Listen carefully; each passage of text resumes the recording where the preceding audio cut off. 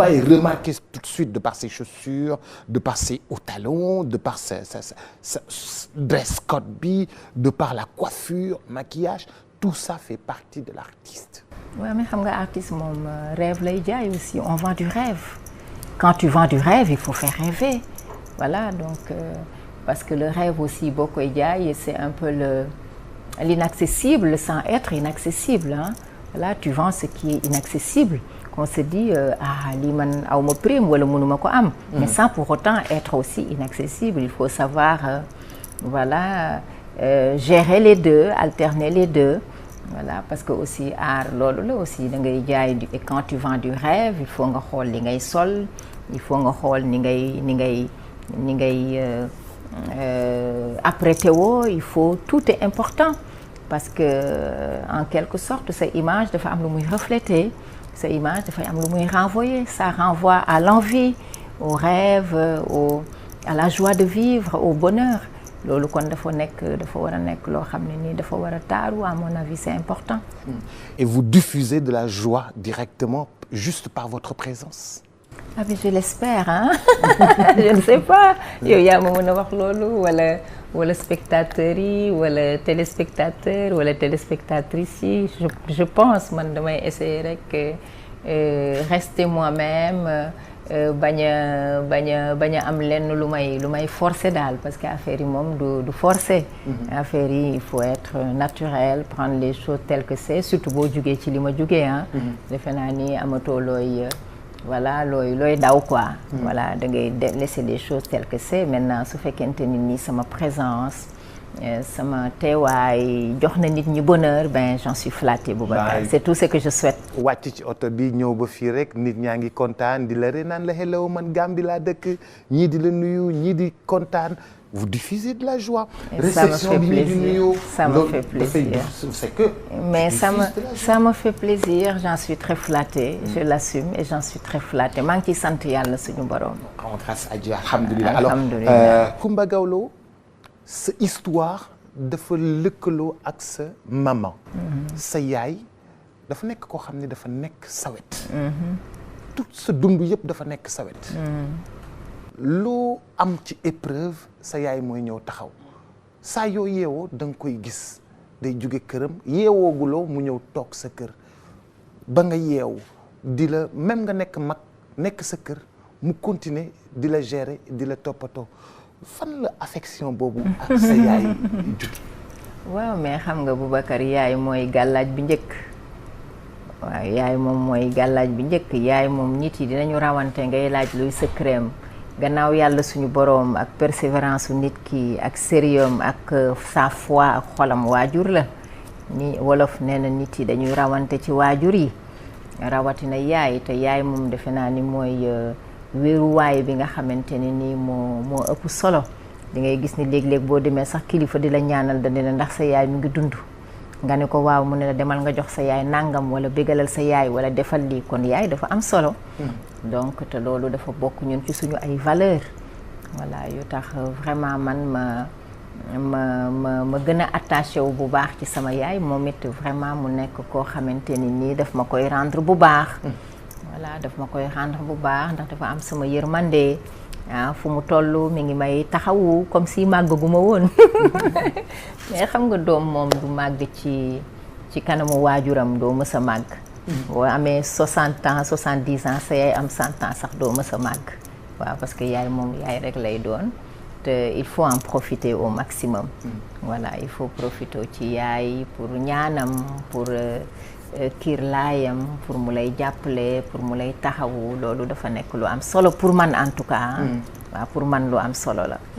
au sommet de votre art nga tolloo ci sa diggu ndënd di dem fu nekk ci àdduna bi feebar daf la dab. nga génn def retrait de la scène.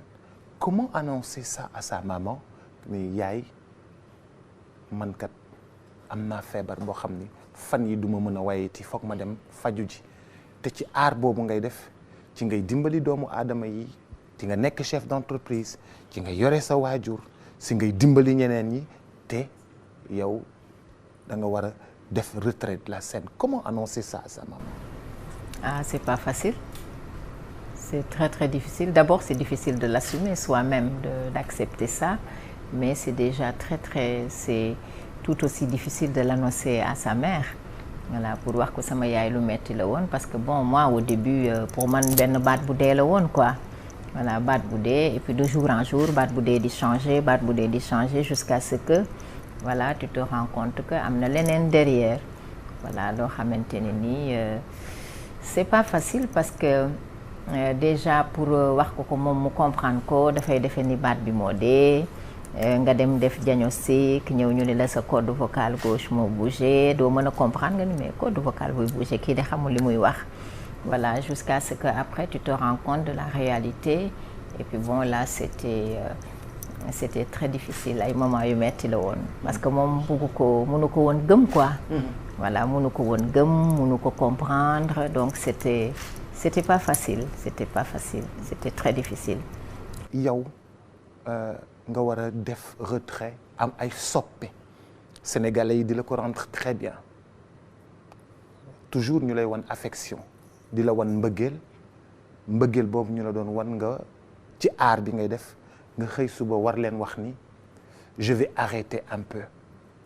C'est un moment difficile, ça je le comprends pour vous, mais vous devriez trouver les mots pour convaincre, expliquer dans les détails que ni yow da nga feebar may leen ma dem faju ji. Waaw, c'est pour ça que ma jëloon décision douloureuse bi nga xam ne moom laa jëloon annoncé ko parce que man bi may annoncé sama retrait ci sama ay plateforme sama yaay yëgu ko woon parce qu'il aurait jamais accepté parce que xam nga Afrique dañuy ne woy boo feebaree bu ko siiwal boo feebaree bu ko wax xam nga rek suñu ay tabou africain voilà tabou yoo xamante ne ni bon reñëw ma ko parce que man africaine la et puis de surcroît gawlo doublé de géwël ñu élevé ma dans la pure tradition africaine kon defe naa ni gawlo et géwël y a pas plus ancré aux racines mais seulement Senghor disait ouverture mais enracinement donc il faut s'enraciner mais il faut s'ouvrir aussi et quand on veut s'ouvrir il faut accepter la réalité et être honnête avec les gens.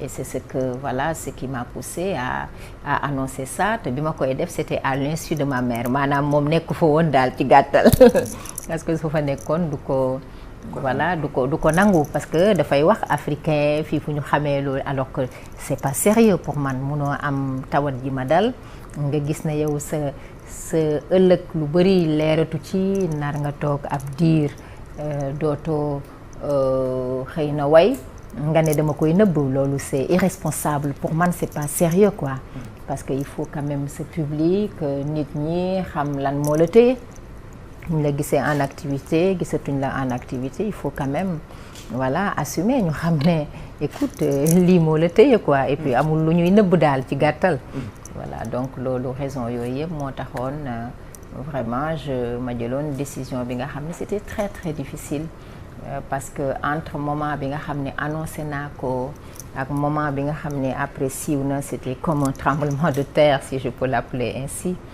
parce que après ay nuit ay guddi insomnie la ndax famille bi dañuy jóge fu nekk mbokk yi di jóge fu nekk nit yi di jóge fu nekk di woote réewu Afrique ku ne di la woo fu nekk c'était très très difficile les journaux la presse je pense que pression boobu defe naa ni xëy na moo gënoon métti sax mën naa ni sama tawat ji parce que diggante pression boobu ak après la voix s'est éteinte automatiquement parce que peut-être c'était psychologique aussi hein voilà mais pour man c'était important de le faire c'était important même si ma mère au début n'était pas contente parce que pour moom waroo ko woon a wax et tout ça mais il fallait être responsable et après comprendre na quand même voilà après comprendre na ni amoon naa raison que waroon naa ko wax parce que du looy nëbbu daal.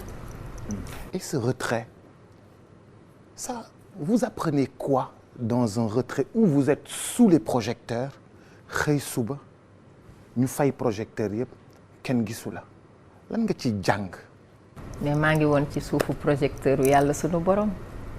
projecteur yu yàlla moo gën projecteur yëpp Boubacar parce que projecteur yu yàlla suñu borom moo yore jaam waaw te defe naa ni projecteur yi di tàkk ni sax nga xam ne artifice la tey bu neexoon suñu borom mu fay léegi kon suñu borom bi rek moo am solo te mooy bi gën a fort waaw te man je considère que ci projecteur suñu borom yi laa nekkoon pendant moment boobu parce que projecteur wu yàlla suñu borom yi moo ma leeralal yoon bi moo ma may doole moo ma jàppale te pour man j'ai l'habitude de le dire li may faral di wax mooy j'ai rien perdu j'ai tout gagné man pour man retrait bi dama ci gagné lu bëri sax macha allah parce que pour man non seulement lu ñu bindoon la loo xam ni dafa waroon am parce que bu amul woon ñi ma ci rencontré du ma leen ci rencontré parce que man li ma gëm mooy dans la vie tout est écrit avant ta naissance koo war a xam da nga koy xamanteel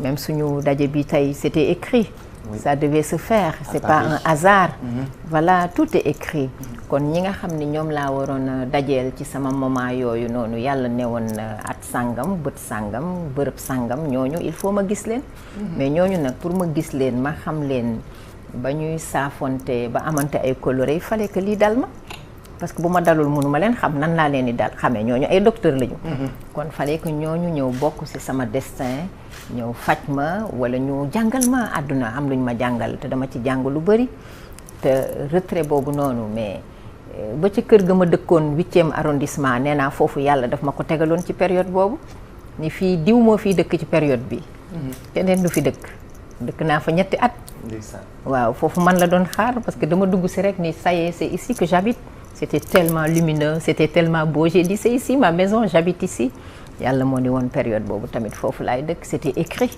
tout était écrit dans mon histoire pour man amul hasard voilà ba ma dem ci jàng ci dem ci Makkatal Mukarram jàng ci piano c'était écrit j'étais sous les projecteurs voilà du bon Dieu waaye yàlla. Alors vous allez à la Mecque.